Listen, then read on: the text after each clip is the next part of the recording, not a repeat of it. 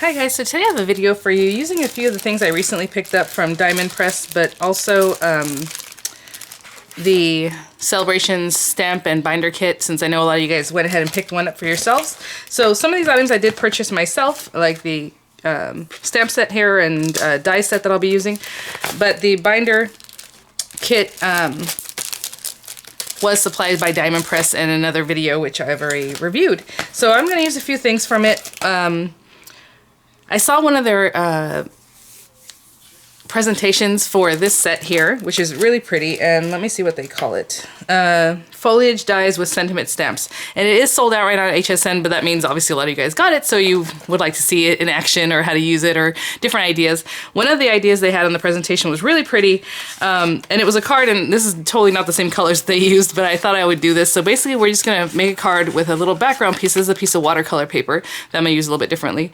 And this gold piece here that I'm going to cut one of the shapes out with, and then through it you're going to see what we're going to do with this watercolor card. So I hope that sounds fun.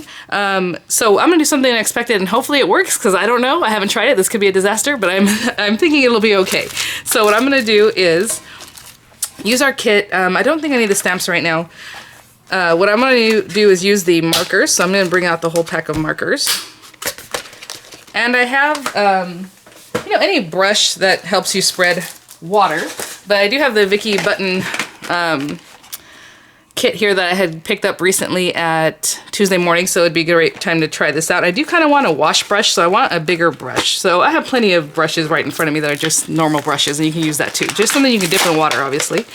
So I'm gonna use this larger one, and it looks like maybe a 3/4 inch brush. I don't know. That part's not that important, really. You just need something to spread water around with. So I'm going to go ahead and load this up with some water, and then we'll get started with what my idea is. So we will see. So I'm going to go get some water in this, and I'll be right back. Okay, so I have some water in here. I did bring a piece of paper towel. I don't know that I'll need this yet. And normally when I do watercolors, I don't put paper underneath, but I do want to, just to suck up some of the extra liquid. So I do have water in here right now. It's not coming out yet, so I guess I have to give it a push. Yep, I can see it filling in there. And here it comes. I can see in the tip there, but there it is. All right, so the water's ready to go.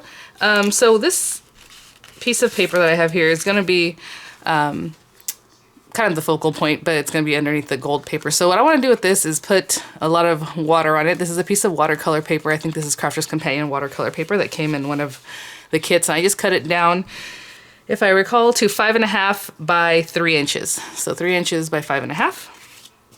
And I'm gonna get this ready. So I'm gonna pick some colors, and of course I want like red, orange, yellow kind of thing. Green, I guess I'll go with this green. Blue, purple.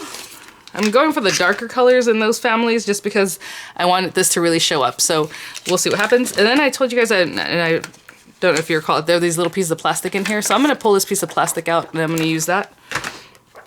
Hopefully, I'm gonna keep my fingers crossed this works. So let's go ahead and watercolor paper. I have the rough side up, and I'm just gonna put water all over it just to get it kind of ready, because I really want the colors when I come in with them to spread everywhere. So let's put a lot of water. And so I'm gonna take the red, and I'm really, ooh, sorry if you don't like that kind of noise, guys, but there it is.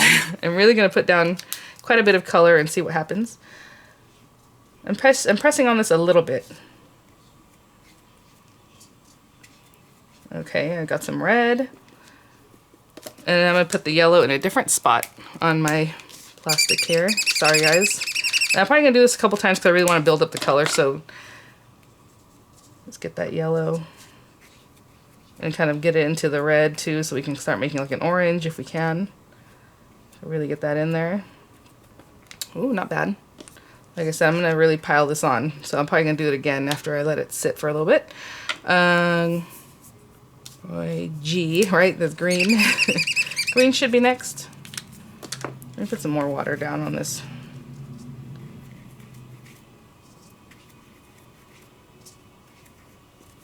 And then I'm gonna go into the blue. This is so pretty. It's really light. So again, I'm gonna do the one coat, and I'm gonna come back through and do a second coat. I'm not really pressing too much to get liquid on the little sheet there. That way the color's a little more vibrant, and then purple.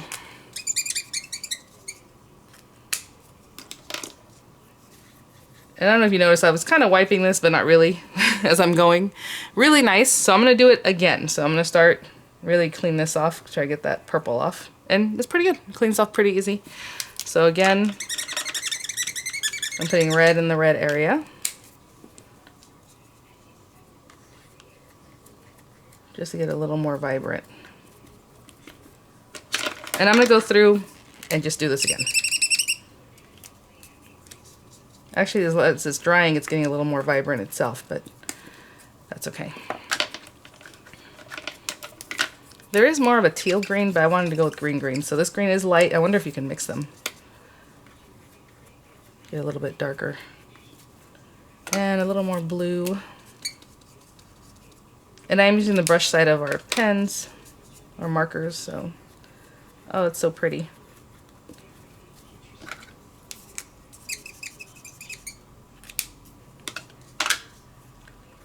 And purple. That's cute. Okay, so I was gonna let this dry naturally, but now that I need to get moving, I think what I'm going to do is go ahead and use my heat tool, and I'm just gonna run a heat tool over this just to dry the paper. Otherwise, you can just let it sit and dry on its own, but I will be right back once it's dry. Okay, just wanna show you as I'm drying it, it's flattening out. I just kind of put my finger on it just to keep it flat. Oh no!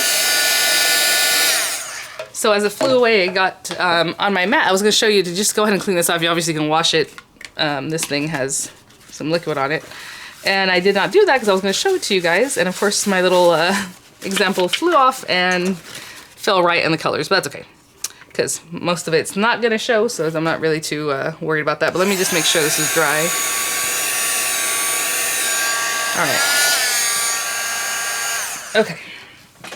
So I'm gonna keep this under my mat so it flattens out while I am working with the other pieces that we're gonna add. So I'm just gonna stick this under my mat. Hopefully that'll stay flat. That worked pretty well. It's really cute.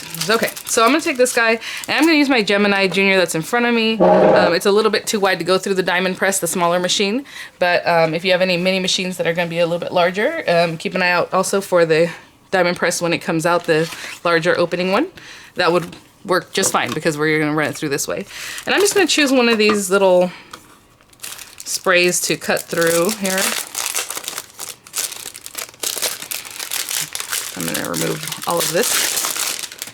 All right, and like I said, they normally come with another set of folders for your diamond press. These all would run through your diamond press just the way they are. It's just that I wanted to cut my paper a little bit larger to make it a focal point on the card, so I need a little bit larger. Now I do want it to be long enough to kind of, I don't know if the purple's gonna show way down at the bottom. I guess this one would work. This one would work. I need it to be a little bit longer. Let's try this one. And I wanna see the shape that's gonna cut out. Yeah, I think that'll be lovely. Let's see. So we're just gonna place this wherever you want this on your gold card. Again, the gold card is cut exactly the same, 3 by 5.5. And I'm gonna use magnetic matte and plastic shim. You could tape that down if you'd like. And the other cutting plate.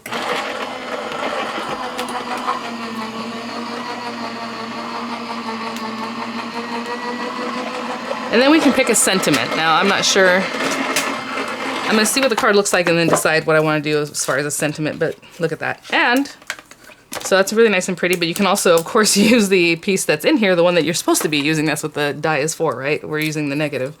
But look how pretty and delicate. My goodness, that is so delicate. Look at the little vein here. Super delicate, super pretty. And I guess if you want to do like a shadow effect, you can use that too. But I'm not going to use it in this project, but I will keep it for another. Cut perfectly, really nicely. Oh, I did want to mention on this set, it also has a flower, which I didn't realize. I was just looking at the foliage. And then it has like little leaves here. Obviously there are a lot of leaves and all these little stems. And then it has the words thanks and oopsie, I don't remember what the other word is. Sorry for the rough cut. I had to figure it out. I'm like, what word is this? It's sending. And I always like that they keep the I with the little dot stuck together so you're not looking around for a little dot that you might misplace. But sending. So sending, thanks, sending, you know, that go along with these sentiments that come in the kit. Prayers, sunshine, you know, sending happy thoughts. Really cute. So it has a lot of different things here. But that was the word sending, so I was like, I gotta figure it out. Okay. Put these guys to the side. And oh, you know what? I'm so silly. I had a purple, the darker purple sitting right here. We could have used the darkest purple. I used the more muted purple there. Okay. And I'm not sure if that just stayed out from the last time I reviewed it or what. That color was just off to the side there. Okay. So we're going to take our card, and of course you can bone fold it. Right now I'm just going to eyeball it and score it here. But if you're, or fold it, but if you were to score it, obviously you score it at 4¼ inches, because this is a standard A2 size card. So my piece of paper here is 5½ by 8½ folded in half. Okay. And we're going to get this little guy down, and I want it to stay really snugly. So I am going to use a combination of tape, and let's see if this tape runner will work for me today. Okay, good. So I'm going to use tape, but I'm also going to use some wet glue because it is watercolor paper and it tends to want to do its own thing. I'm going to use a little bit of wet glue too. Kind of help grip it, even though that side is smooth, but I just want to make sure. And we want to get this kind of right in the center. So I'm going to hold this down for a little bit. The tape holds on immediately, obviously, and then our glue will take a little bit longer, but it'll keep it down. And on this one, oh, all I'm going to do is go ahead and pop dot it. And I'm wondering if I should cut it a little bit smaller just so that some of the rainbow shows on the side. What do you guys think? Because I was planning on doing it just like this so you just see through it, but maybe a little rainbow on the sides wouldn't hurt anybody. So let's trim a little bit off of either side. And I'm talking about a little bit, so let me see if I can get this. So I think I want to trim off maybe just 1/8 inch on either side, just a little bit. So if this was 3 inches right here, 1/8 inch is right here. So if you were going to cut this and you want to follow along, instead of cutting it at 3 inches earlier, you know, just have a 3-inch piece of paper by 5½, instead do 2 3/4, okay? 2 3/4, because now I'm adjusting for that.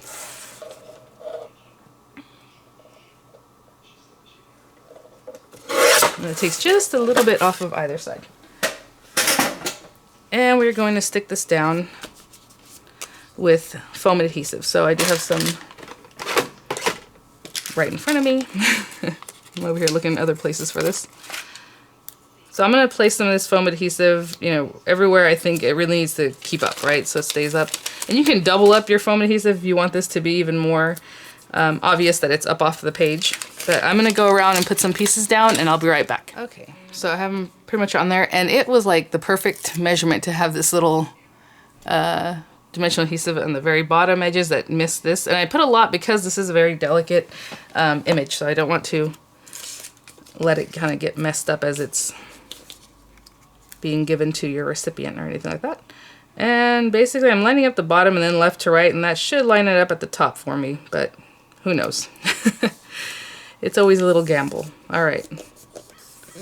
Oh my goodness, I think that's all I'm gonna do. I don't know, it's so pretty. I love that, look at that. And especially pops off with the black, and then you have your little rainbow kind of effect back here, and then seeing through it. I think that's really nice. Now, you know, I cut out the word sending. I mean, that pops on there too, but I just don't want to add any more. I think I'm good. And it's just like a little note card. But at the same time, if I wanted to before this, maybe use some Stays-On to stamp on this kind of shiny, slick surface.